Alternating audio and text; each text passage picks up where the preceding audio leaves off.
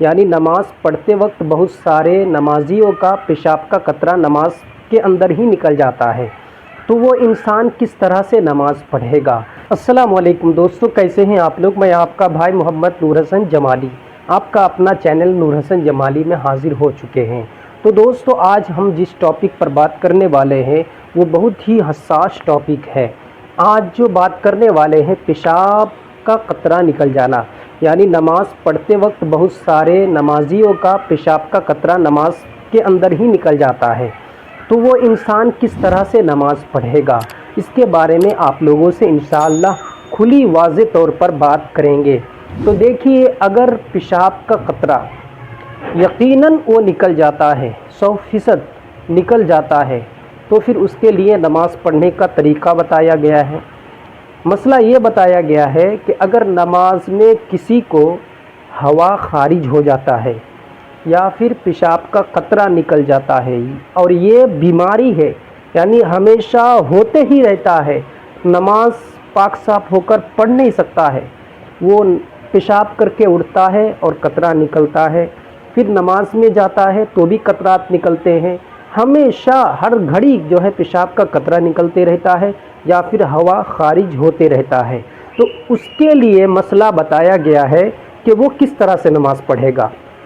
तो देखिए, उसके लिए कहा गया है कि ऐसा इंसान हर नमाज के वक्त जो है नए वज़ू से नमाज़ पढ़ेगा। यानी असर के वक्त के लिए वो उसने वज़ू बनाया, यानी असर की नमाज के लिए वज़ू बनाया, तो असर का वक्त आया और उसने वज़ू बना लिया, समझे। तो असर से लेकर मगरिब से पहले तक, यानी मगरिब के पहले तक जितनी नमाज़ें वो पढ़ सकते हैं पढ़ ले, और मगरिब का वक्त जैसे ही आया तो उसका वज़ू टूट गया।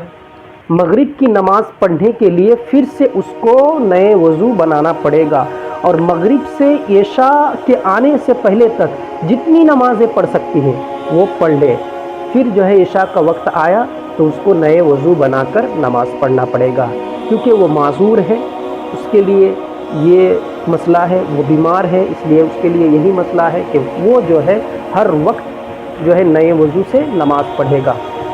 एक वज़ू से दूसरे वक्त की नमाज़ नहीं पढ़ सकता है, यानी असर के वज़ू से मगरिब की वक्त की नमाज़ नहीं पढ़ सकता है, यानी एक वक्त की वज़ू से दूसरे वक्त की नमाज़ नहीं पढ़ सकते हैं, क्योंकि वो बीमार है। इसलिए आपको, आप में से अगर कोई मरीज़ है तो उसको जो है नए नए वज़ू करके नमाज़ पढ़ना होगा हर वक्त। यानी 5 वक्त की नमाज़ है तो आप जो है 5 वक्तों में 5 बार वज़ू करके आपको नमाज़ पढ़ना पड़ेगा। एक वक्त की वज़ू से दूसरे वक्त की नमाज़ आप नहीं पढ़ सकते हैं, क्योंकि आप बीमार हैं।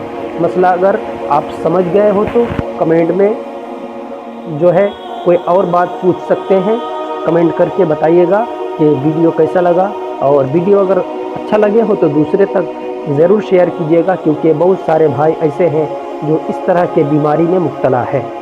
ठीक है।